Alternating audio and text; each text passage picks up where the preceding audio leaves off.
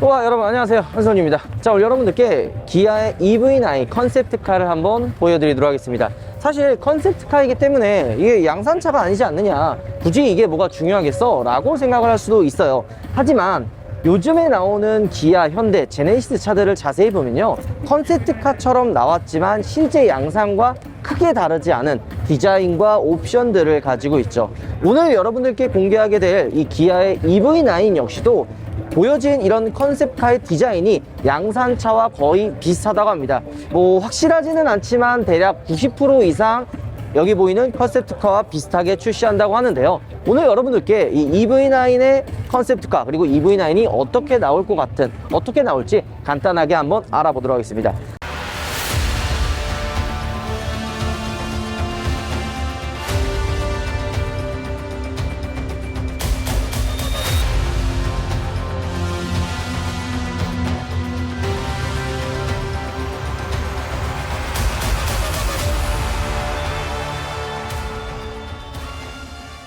자, 보이는 것처럼 EV9의 이 전시장의 컨셉은 어떤 느낌이 드나요? 이 EV9은 물을 컨셉으로 만들어졌다고 합니다. 실제로 여기 보면은 물도 있죠. 물이 이렇게 조금 웅덩이처럼 전시되어 있고요. 그 다음에 컬러도 아쿠아 블루처럼 파란색으로 되어 있습니다. 이게 물을 컨셉으로 EV9이 만들어졌기 때문에 약간 상징성처럼 이렇게 전시를 해둔 거죠. 이 EV9에 들어가 있는 소재들 같은 경우에는 재생 플라스틱을 사용을 해가지고 만들어졌다고 하는데요. 지금 실내 곳곳에 들어가 있는 그런 소재들이 대부분 다 재생 플라스틱을 사용해서 만들어졌다고 하는 거죠. 자, 여러분들 이번 EV9을 보면서 어떤 생각이 혹시 드시나요? 그냥 단순히 그냥 뭐 디자인이 예쁘게 나왔다, 와 정말 이렇게 나오면은 대박이겠다, 이렇게 생각할 수도 있지만 저는 좀 다르게 보이는 경우도 있습니다. 요즘 전기차가 출시가 되면서 되게 파격적으로 바뀌고 있어요. 자동차라고 하면은 기본적으로 들어가 있었던 디자인과 옵션, 그런 구성들이 완전히 달라진다고 생각하는 거죠. 그러면 과연 어떤 부분들이 없어지느냐, 이런 이야기가 굉장히 많이 나오고 있습니다. 예를 들어 요즘 전기차 출시하면서 나오는 바뀐 부분들 뭐가 있을까요?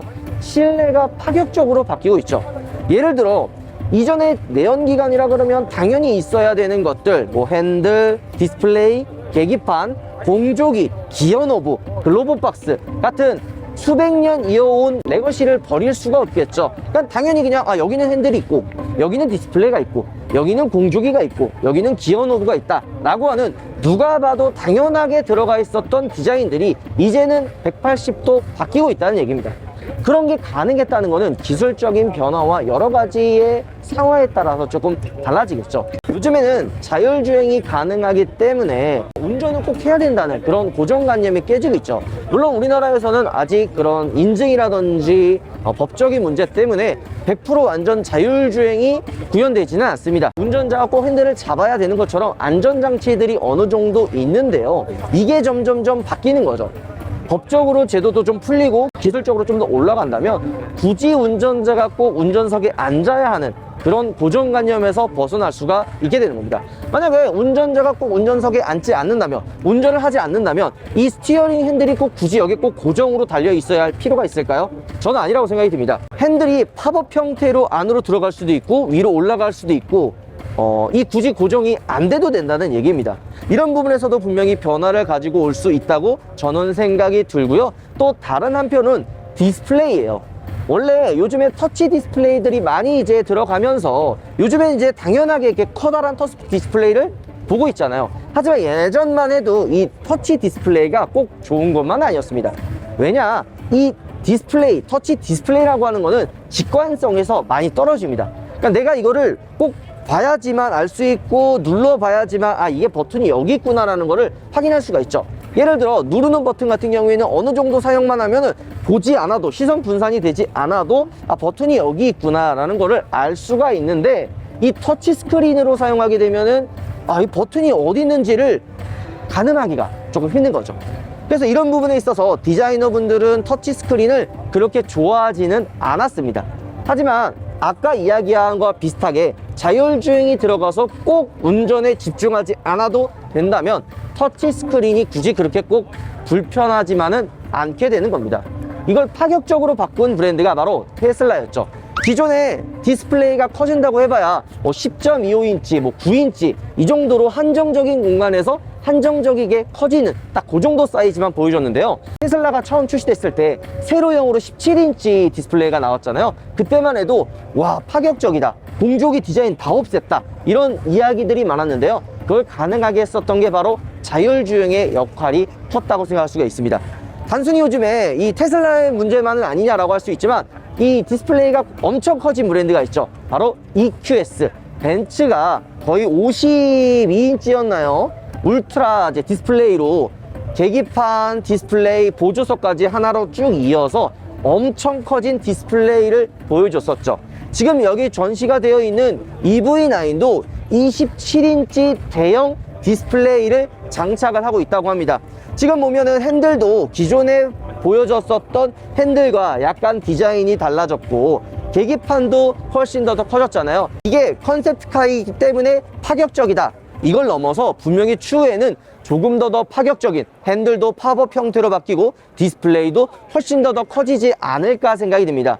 우리가 당연하게 생각해왔던 그런 고정관념들이 전기차가 출시가 되고 새로운 디자인이 적용이 되면서 완전히 달라질 거라고 저는 생각을 하는 거죠. 여기서 한 단계 더 나아가면 아까 제가 굳이 핸들 위치가 운전석에 꼭 붙어 있을 필요가 없다라고 이야기했잖아요. 자율주행이 활성화가 된다면, 그러면 운전자가 꼭 운전을 하지 않으면 디스플레이가 꼭 저 중앙에만 달려 있어야 하는 법도 없죠.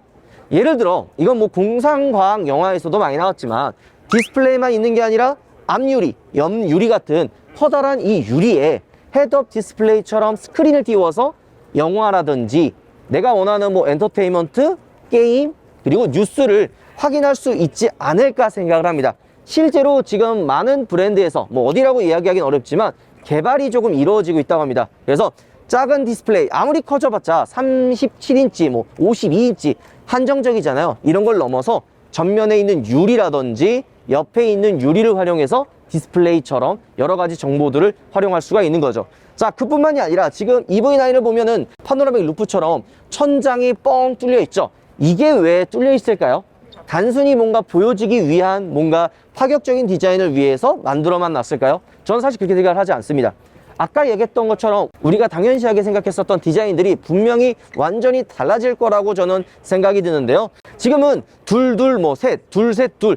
기존으로 그냥 매번 시트가 고정이 되어 있지만 루프, 이 위쪽에 스크린이 적용이 되면 소파 형태로 니은이라든지 디귿이라든지 기존에 시도하지 않았던 시트 배열도 분명히 가능하지 않을까 생각이 드는 거죠. 그러니까 우리가 상상으로만 생각했었던 모든 옵션들, 시트 배열, 디자인들이 이제는 현실이 될 수 있다, 저는 생각이 듭니다. 야, 근데 진짜 지금 보면은 앞에 전면 유리도 뭔가 이렇게 좀 서 있지 않아요? 이런 걸 보면은 제가 이야기했던 게 굳이 상상 속에서 끝나진 않을 것 같다는 생각도 조금은 듭니다. 지금 이 컨셉트카기 때문에 B필러가 없이 약간 코치도어처럼 문이 이렇게 열리게 되어 있긴 하지만 실제 양산되는 EV9 같은 경우에는 이렇게 되어 있을 것 같지는 않습니다. 그리고 EGMP 플랫폼을 사용하기 때문에 바닥은 평평하게 되어 있고 주행 가는 거리와 뭐 출력 이런 부분들도 지금에 나와 있었던 차들보다는 한 단계 더 윗등급으로 나오지 않을까 생각이 드는 거죠. EV9 같은 경우에는 대형 플래그십 SUV예요. 전기차 모델로는 처음으로 나오는 거고 기아에서는 두 번째로 출시하는 전기차죠. EV6가 나오고 이번에 EV9이 출시가 되는 겁니다. 자, 다른 디자인을 한번 살짝 보면요. 일단 후면 디자인, DRL이라든 브레이크 등, 그 다음에 이제 트렁크 리드 디자인이 굉장히 깔끔한 거를 볼 수가 있는데요. 제가 아까 이 컨셉트카가 실제 양산차와 거의 90% 이상 비슷하다라고 이야기를 했는데 실제 이 디자인을 그대로 가지고 나온다고 합니다. 그 이유가 어떤 이유냐면 우리가 이전에 촬영은 못했지만 위장막을 한번 봤었잖아요. 그때 딱 여기서 그냥 위장막 덮어놓은 딱 그 수준의 차이를 가지고 있기 때문에 비슷하게 나올 것 같다 생각이 드는 거죠.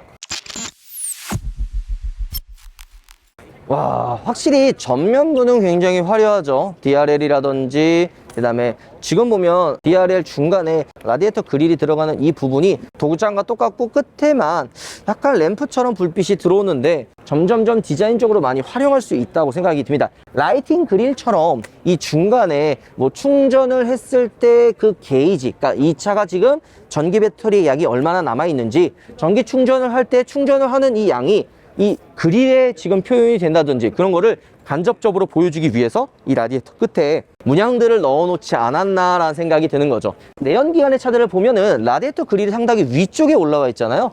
그거는 엔진의 열을 좀 효과적으로 식혀주기 위해서 라디에이터 그릴이 위쪽에 있는 거죠. 공기를 조금 더 빨리 빨아들여서 엔진의 열을 효과적으로 식혀주기 위한 거죠. 근데 전기차를 보면은 지금 위에 라디에이터 그릴이 막혀 있죠. 왜 그럴까요? 전기차는 위쪽에 굳이 라디에이터 그릴을 뚫을 필요가 없습니다. 엔진이 없기 때문에 굳이 위에 만들 필요가 없고 밑에 보통 에어덕트처럼 구멍이 뚫려 있습니다. 그 이유는 밑에 배터리가 있기 때문에 배터리를 효과적으로 열을 식혀주기 위해서 밑에 뚫려 있는 거죠. 자, 확실히 박스카의 디자인으로 공간의 활용도를 진짜 극대화했다는 게 눈에 보이는데요. 오늘은 여러분들께 EV9의 컨셉트카를 보여줬지만 나중에 조금 더 실차의 위장막이 돌아다닌다면 여러분들께 한 발 빠르게 EV9의 실제 모습을 보여드리도록 하겠습니다. 오늘 영상 이걸로 마무리하도록 하죠. 여러분들 우박 들어가겠습니다.